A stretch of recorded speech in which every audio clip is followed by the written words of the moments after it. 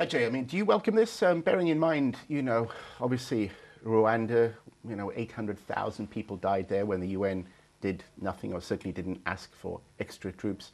What happened in Bosnia. Do you actually welcome this increased intervention by UN peacekeepers to save lives when it involves even taking sides in a civil war? I think from my background as a community development worker myself and seeing millions of Ivorians, in the street and don't know where to go and are suffering from lack of every single thing there.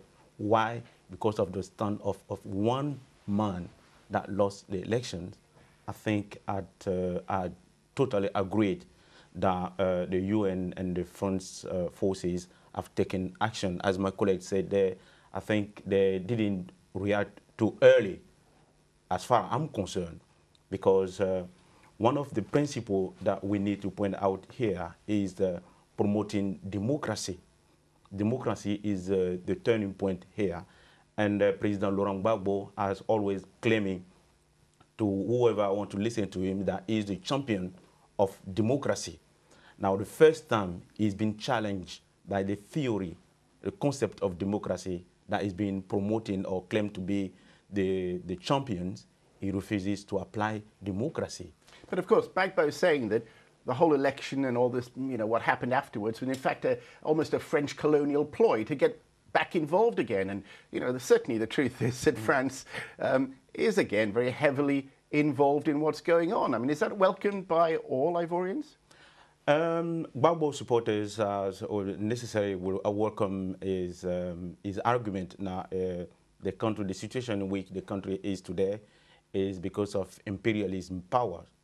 But my concern as a radio presenter and a community development worker here, and using my critical analysis, is to understand if Gbagbo himself, is he a Pan-Africanist, because that's what he's trying to claim now.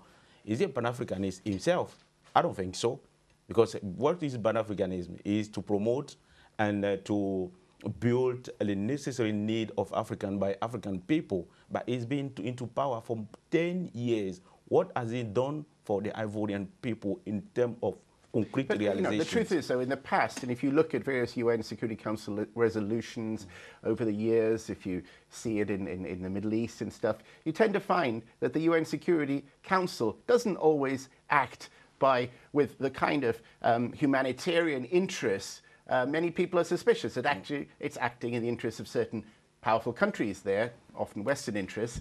That accusation is being made in Libya. I mean, do you find those are baseless in terms of Ivory Coast?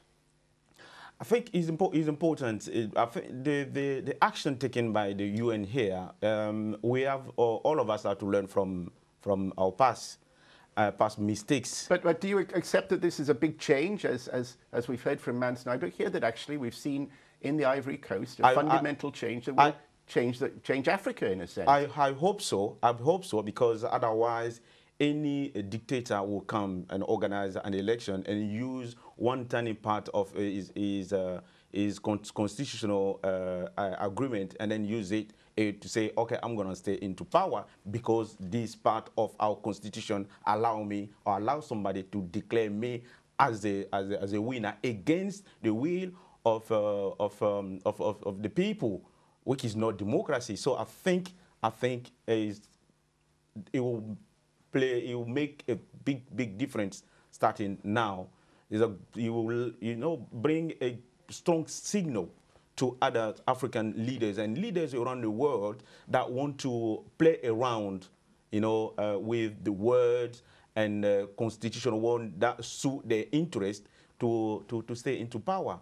It's a big signal. Stephen Anderson, if I could turn to you in Geneva. I mean, obviously there's consensus here with our guests that increased, as it were, UN intervention by its peacekeeping forces is a very positive thing in terms of lowering humanitarian disasters and preventing them. I mean, would you accept that? And would you, in that sense, welcome a more active and interventionist approach?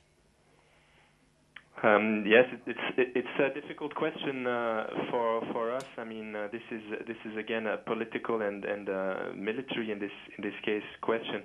And as a humanitarian organization, neutral and independent, it's not easy to answer. I mean, in general, we are concerned about the consequences in humanitarian terms of the conflict in Côte d'Ivoire. What I can say about the involvement of the UN and the French force, but in this particular case of the UN in Côte d'Ivoire, is that their military operations must be carried out in compliance with international humanitarian law. And in particular, it is essential that all precautions be taken, especially in an urban environment such as that of Abidjan. So that would be our position on this subject. Well, but would the humanitarian situation be worse, do you think, if the UN and if France had not taken such a proactive stance in the last week? Very difficult to answer that. I mean, that would be speculating, so I cannot really answer to that particular question. But surely, I mean, in terms of preventing humanitarian disasters, you know, the world has a question. Should they intervene more, or should they accept the sort of sovereignty of nation states and sort of say, well, the outside world can't help and these people have to solve their own problems? I mean, you know, that is a question that surely the ICRC must face in terms of trying to prevent humanitarian disasters. Yes, I mean, at all times we are, of course, concerned by limiting as much as possible the consequences of an armed conflict for all the people who can be affected by such a situation. So there are different ways, indeed, to prevent this. For us as well, you may have been aware that this weekend we issued a news release, and which was quite particular, and we're not really used to issue news releases about what happened in the town of Douekwe, and this was with a preventive effect in mind to try to avoid or prevent any similar. Well, in Douekwe, about 800 people were killed, I think, by forces linked to Alassane Ouattara. At least that's the accusation. Well, if you talk to the ICRC, of course, from our side, there has been no accusation whatsoever. This was others have made that, sir. Yeah, this was basically a statement that we came up with because we had our delegates that were on the spot, and they saw themselves hundreds of bodies. So it was in a way a moral responsibility to share this, and again to send a message out that such killings are, of course, unacceptable and must absolutely be avoided. Okay, Stephen, thank you. Stay with us there. I mean, Hans, Mans Nyberg, I mean, doesn't that, you know, what we've heard about in the city of, you know, Douekwe, where 800 people died, and, you know, the man who, as it were, the UN and France is backing, and the democratically elected leader, we don't know for sure, but certainly has been implicated, his forces, that is. Isn't that a problem, that really nobody's got really clean hands in what's going on, and that there's a great danger for the West and, you know, certainly the United Nations from taking sides? I don't think the UN has been taking sides. I think that's an accusation last today by the Russian foreign minister. Firing on forces of Laurent Gbagbo. I mean, it's. But as the deputy, the Assistant Secretary General for Peacekeeping, Mr. Leroy, said, that is a moral. You have to intervene if these forces are targeting civilians. So they would never take sides in the sense that they tactically support one side. They intervene when they clearly see that civilians are being targeted. So that's one thing. Mm-hmm. Yes, it's the massacres that have been taking place. The UN, now I'm talking about the humanitarian rights office and the Hague Tribunal have clearly stated that massacres and atrocities perpetrated by all sides will be investigated and dealt with. I mean, if I could come back to just one issue now before, we've only got a short time left before the break, but I mean, do you believe now that, let's assume Ouattara takes power, that the divisions that do exist, and we can't deny that, between North and South, between religion, between certain identities of who's a real Ivorian. I mean, they're not going to go away, are they?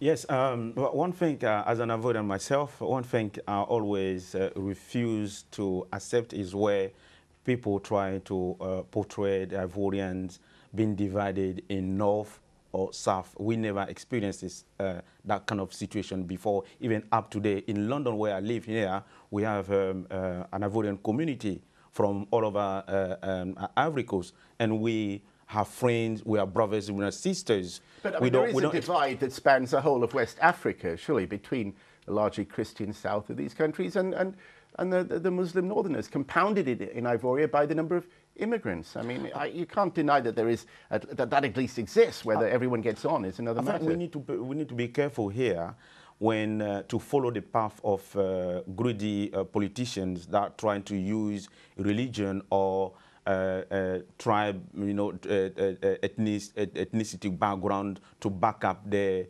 wrong or the political wills. We need to be. So you think politicians have exploited that? Basically, politicians are exploiting them. Are exploiting this concept of religion or ethnicity background. But if you do a proper critical analysis, an investigation among the Ivorian people, we never experienced religious issues. I'm not Muslim myself. I'm from the center of Ivory Coast.